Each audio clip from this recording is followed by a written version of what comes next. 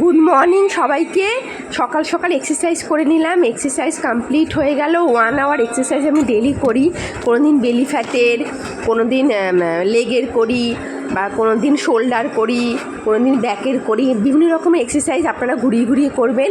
Exercise করার পর আমি কী কী খাই দেখে নিন। প্রথমে আমি চিয়া সিডস আগের দিন রাত্রে ভিজিয়ে রেখেছিলাম, সেটাই আমি এখন এক্সারসাইজ করার পর এটা খাবো।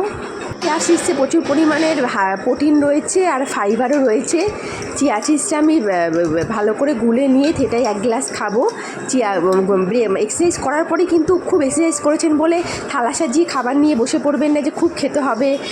খাবার খাবেন কিন্তু সেটা যেন প্রোটিন রিচ ফুড হয়, প্রোটিন ফাইবার কার্বোহাইড্রেট একটু কম খাওয়ার চেষ্টা করবেন। রুটি ভাত এসব নিয়ে বসে পড়বেন না এক্সারসাইজ করার পর।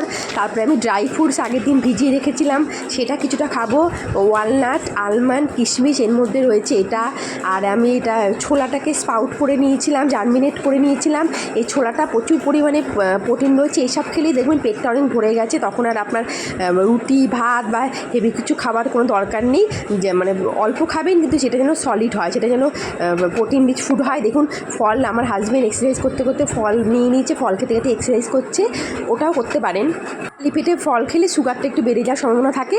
আর খেজুর খাবেন, রোজ একটা করে খেজুর খাবেন।